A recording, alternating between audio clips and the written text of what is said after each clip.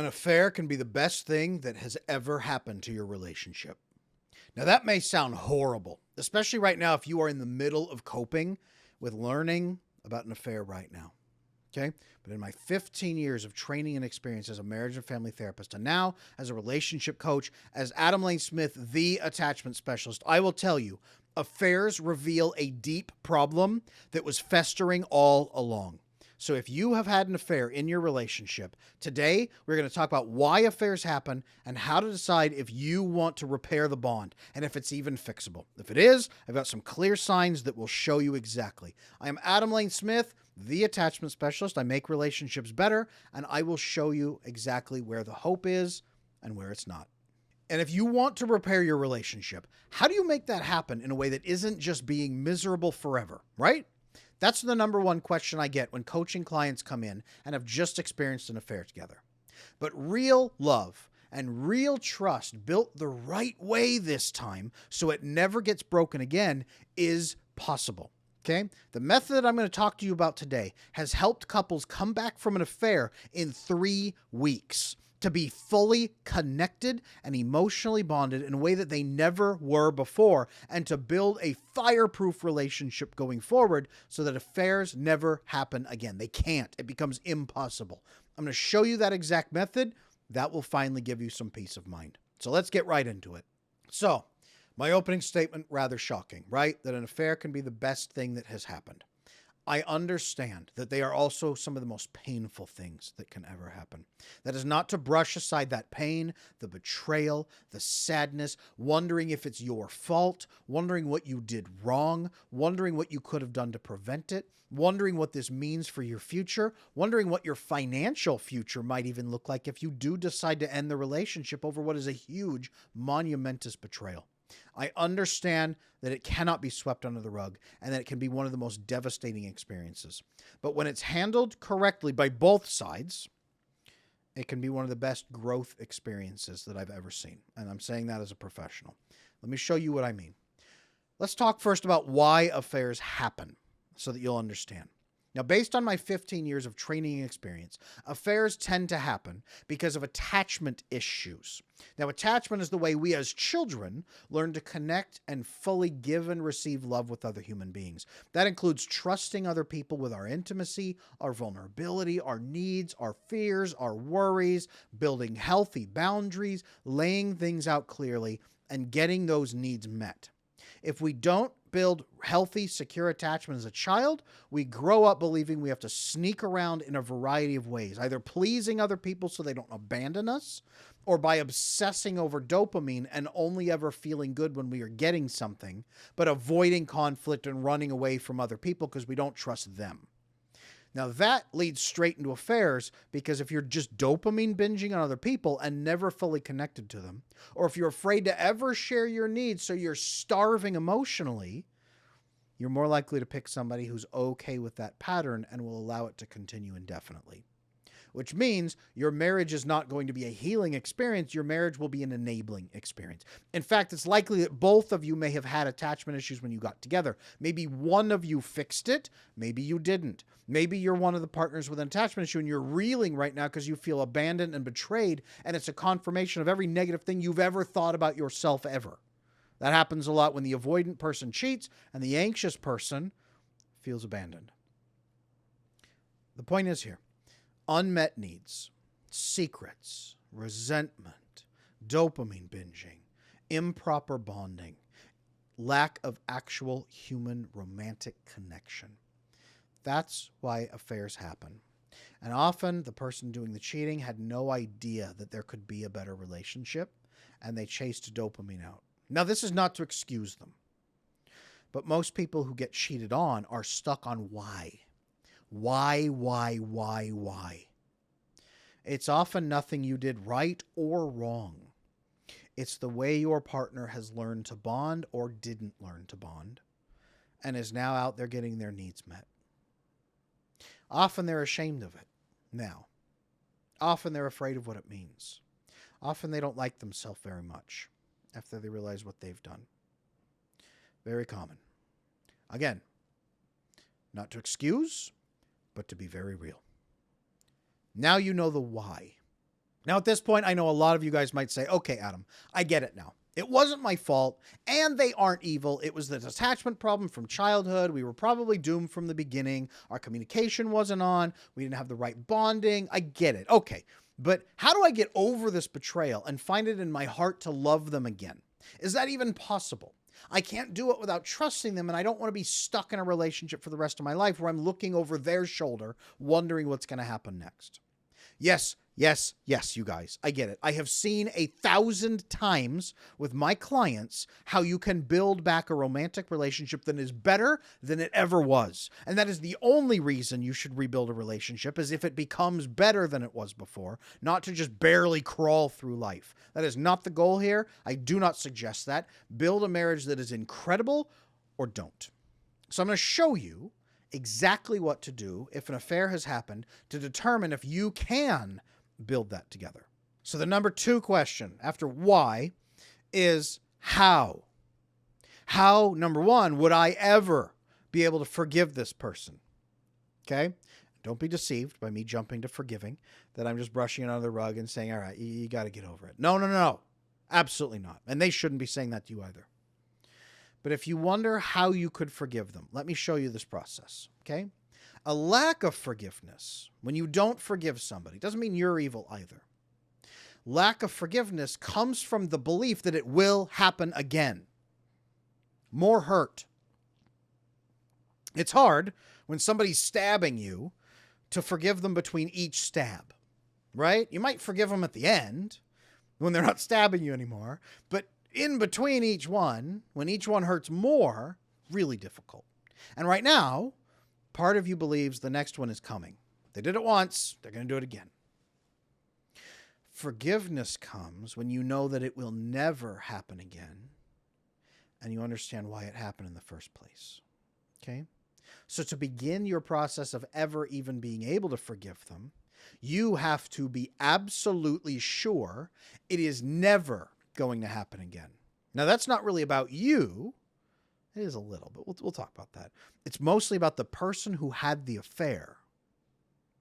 You're trying to see if they've actually changed to a place where they would never do it again. That's probably why you keep asking, why? Tell me why.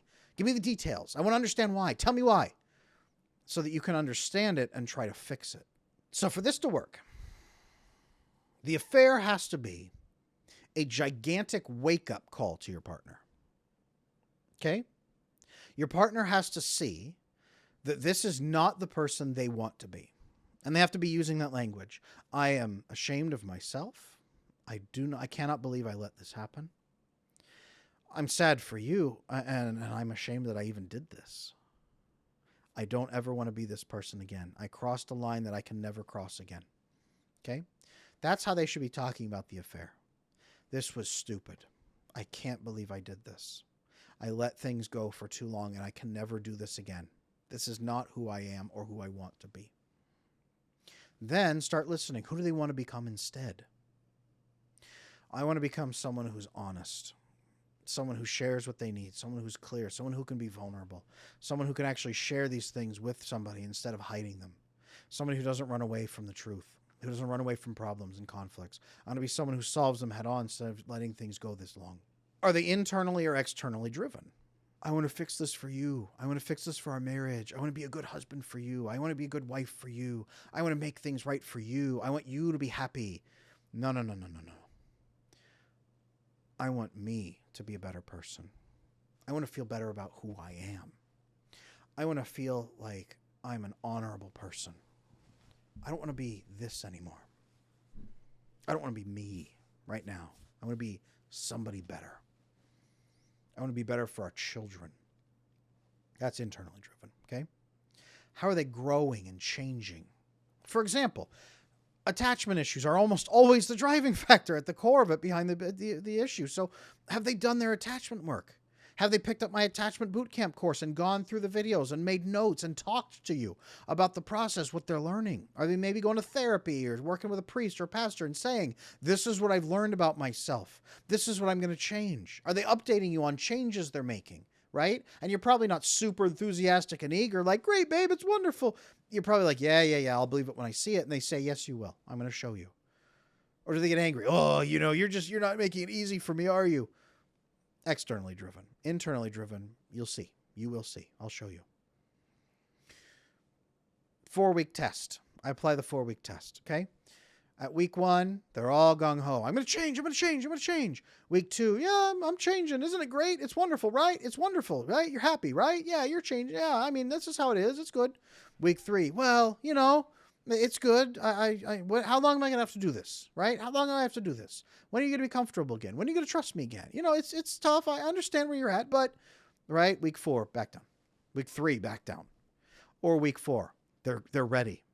And they start learning and growing and building. Week 2, they're still growing and they're internally driven. Week 3, they're going way up and they're like learning and super excited. And their new way of living is really exciting at week 3. Week 4, they're way up here and you're like, wow, I've never seen you like this before. End of the first month, they are way up there and they're loving it. And they will never come back to where they were. Right? What new relationships then are they making for accountability? I will go in, I will talk to my priest all the time. My best friends all know I've told them about the affair. They are going to beat me with a stick if I ever do it again, right? What are they building for accountability? Maybe who are they getting rid of? Who are they talking to? Are they talking to their own dad? Are they taking accountability for it? Then, have you built a new contract for your relationship with explicit agreements? Hey, if this happens, if we have a need, it gets shared. We're going to have weekly updates. I start a lot of couples on this in my coaching. We're going to have weekly updates where we check in about needs and concerns and we fix problems. Okay? Do you have a new contract with explicit agreements that covers the gaps that were left before so that it can never happen again? And then, yes, testing their reactions. You probably are having moments where you have rough feelings, okay feelings, rough feelings, okay feelings. How do they handle your reactions when you're down? How do they handle your reactions when you're sad? Are they sad too? Do they work with you? Are they trying to rush you through it? Right? Are they angry? Are they defensive? Do they withdraw? Or do they lean into it and say, I'm sorry that that's who I was. I really am. I'm going to make sure that I'm never that person again for you. Time frame for all of this, you guys. If both of you have attachment issues and you both work on it together, I've seen couples turn this around in 2-3 weeks and start feeling immensely better. Okay? 4-week test, really you start feeling a lot better if they're off the chart at 4 weeks, self-motivated, self-internally driven, focusing in on improving themselves. About 4 weeks. After that, it's uphill, mostly. There's going to be times where you go back. There's going to be times where you're not sure. There's going to be times where you question. And then you lean into it and you ask them a question. And they answer you honestly with who they are now. Okay? Things will start to feel a lot better. That's when you'll start healing even more. That's confirmation that they are different than they were. So, once you do start feeling better, you're still going to be a little bit raw at times. It's okay to be hurt. Focus on the facts at that time. The facts. What have they done since? What measurable, accountable proof do you have that they are really different from who they were? Don't trust the person, is what I'm saying. Don't just trust, well, he said he hasn't cheated, so that's okay. Trust the system that they have built since then. Their accountability, the check-ins with you, right? Their continuous self-improvement, the person they've become. Trust the system that they have built since then to address the underlying issue that was there in the first place. Now, how do you make the decision to stay or leave? And when is either one right? Okay? Stop and track. How are they responding to the changes? How are they responding to all these changes? Are they actually following through with everything I laid out in this video? Are they becoming self-policing about their new principles, morals, ethics, guidelines, sharing their needs? Are they doing it, or are you dragging them along on a leash? Are they enjoying the accountability? I love who I am. I'm glad that I am this way. I'm not glad the affair happened, but man, I am glad that I changed. I am so happy to be this person today. Is it a whole new way of life for them? Like a religious conversion almost, right? You know what I mean? Is it almost a religious conversion for them? Are they using secure attachment behaviors inside the attachment bootcamp course instead of the insecure patterns that kept them from bonding with you, kept them disconnected, kept them afraid, kept them away from you? Are they actually being secure with you? Or are they still hiding and running away? If they do all of these things right, this is the only time it works.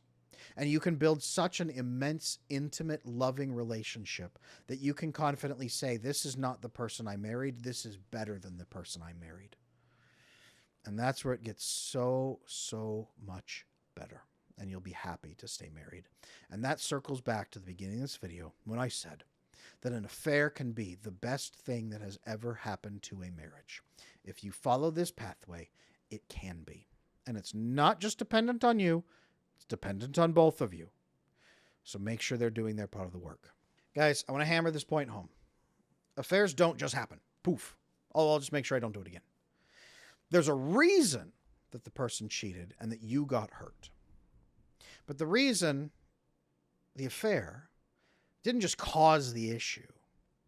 It revealed the true problem underneath. Okay? Now, right now, I want to extend this to you. We're talking about solutions and forgiveness and moving on. It is okay for you to be hurt. It's okay for you to be confused right now and to not know if you want to stay with the other person. You don't have the data you even need yet to make that decision, okay? You need time to decide. You need to see them change. You need to see if they'll grow. You guys are probably already talking and hacking this to death, right? Or you're not talking and it's cold and miserable. Very rarely after an affair is it warm and enjoyable. So if you're already tense and difficult, it's almost impossible to make it worse at this point. So I recommend that you guys go over this video together with them or send it to them. Have a conversation about what I've said here. You're already having those hard talks. You're already feeling distant. This point of view that I've shared might actually bring some hope to that conversation. Might get them thinking about a path forward because they might feel like there's no hope forward. There's no path. They're hopeless. Okay, that's not good for them. You might feel like it's hopeless. You might not know what to do. Share this video with them. Let this be a guide. Let this be a conversation starter. Okay, watch it with them. Send it to them. Talk this through. This is a good pathway. I have seen this work incredibly well for people who are cheated on and people who do the cheating. Both need healing. This video can help. So once you watch this video with them, hopefully, and you talk about this and you build this pattern, pay attention to some signs of growth. A couple things I want you to pay attention to. Do they lean into the work? Do they do it with an internal drive to be someone new? Someone who doesn't cheat. Someone who actually prevents cheating. Now, keep in mind, they were not evil before. They were lost. They were confused. They didn't know. Not that they didn't know better, but they didn't know that better was possible. Now that the issue is clear, and they know that better is possible, what do they do about it? Give them some time. See what they do. See if they change. That will show you your answer. Remember that 4-week test that I told you about? The 4-week test is almost always accurate. Very few people can really keep it up perfectly past the 4-week test, and especially the escalation through the 4 weeks. And guys, if you are uncomfortable and you're afraid and you're nervous and you don't trust your judgment or their judgment, I'm here to assist. Schedule a coaching session with me, you by yourself or with your partner or them with me, whatever's comfortable. Let me show you bluntly with no sugarcoating if your relationship can make it or not. Shoot me an email, support@adamlanesmith.com, or drop a comment to get that set up. Hey, Adam, I want to work with you. I'll get in touch with you really quick. I am Adam Lane Smith, the attachment specialist. I am here to help. I am here to make things clear, and I am here to show you if trust is possible inside of your relationship. And for some more information on the damage that attachment issues will cause in your relationship, if you gloss over this problem, if you don't fix it right now, check out my next video on why insecure attachment is destroying your relationships. I'll see you there.